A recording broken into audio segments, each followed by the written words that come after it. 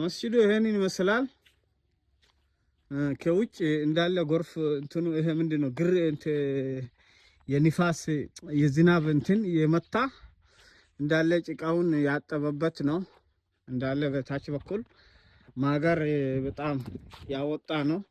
እንደገና የአሸዋ እንትን ያስፈልጋል። ምንድነው ሲሚንቶ ግርፋት ያስፈልጋል። ይሄንን ይመስላል የጀርባው እንትን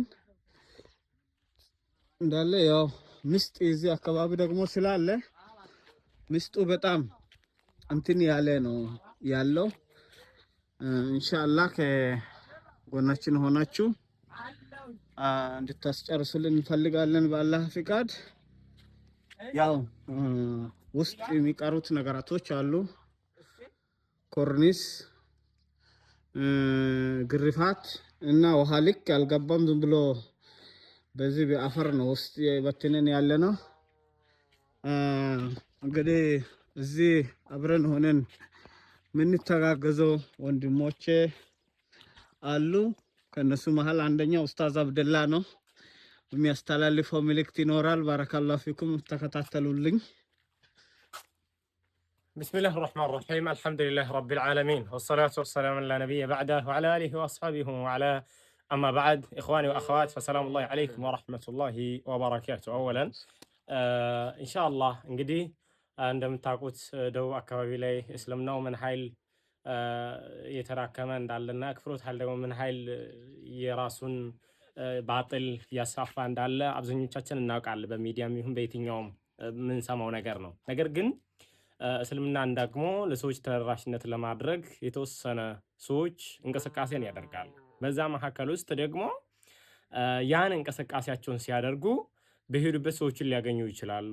አላህ ሰበብ በእነሱ መንገድ ሂዳያ የሰጣቸው ሰዎች ይኖራሉ። እነዛ ሰዎች ደግሞ በቦታቸው መሳጅድ ኑሮ እነሱ አጠገባቸው ደግሞ ያን ከአላህ ዘንድ ለነሱ የወረደውን ህግ፣ ትምህርት፣ ትእዛዝ የሚያውቁበት አስተማሪ ያስፈልጋቸዋል። ይሄ አስተማሪ ደግሞ በሚያስፈልግበት ሰዓት ላይ ለዛ አስተማሪ ምን ያስፈልጋል? አልቢናኡል መስጂድ መስጊድ መገንባት፣ ቀጥሎ ምን አስተማሪ መኖሪያ መስራት ነው። ስለዚህ አሁን ቀደም ብሎ ወንድማችን ብላል ለእናንተ እንዳሳየው የዚህ መስጊድ ምን ምን እንደጎደለ እንዳያችሁት ነው። ትክክል ነው።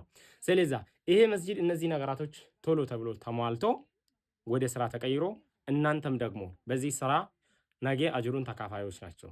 ስለዚህ ችላ ሳትሉ ጊዜ ሰጣችሁ አፋጥናችሁ ይሄን ነገር እንድትሰሩ በአላህ ስም እኔ ማሳስባችኋለሁ ማለት ነው። አሰላሙ አለይኩም ወራህመቱላሂ ወበረካቱ። ወአለይኩም ሰላም ወራህመቱላሂ ወበረካቱ።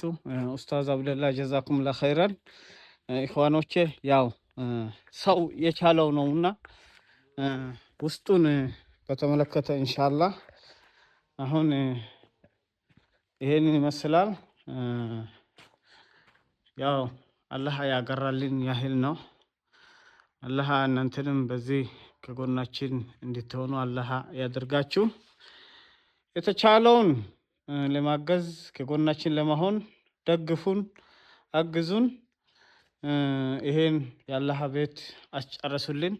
ኮርኒስ ያስፈልጋል፣ የመሬት ወለል ያስፈልጋል። መሬት ላይ እንደዚሁ አሁን አፈር ነው ያለው፣ ምንም የተሰራ እንትን የለም እና ምስጥ በዚህ በጣም እየበላ ያስቸገረ ስለሆነ አካባቢው በጣም በምስጥ የተጠቃ ስለሆነ እንዳይወድቅብን ተጀምሮ ያለውን ነገር እንድትጨርሱልን በአላህ ስም ጠይቃችኋለን። አላህ ያገራው መልካሙን ስራ መንገዱን ይከፍትለታል። አላህ ይክፈትላችሁ። ባረከላሁ ፊኩም። ሰላም አለይኩም ወራህመቱላሂ ወበረካቱ።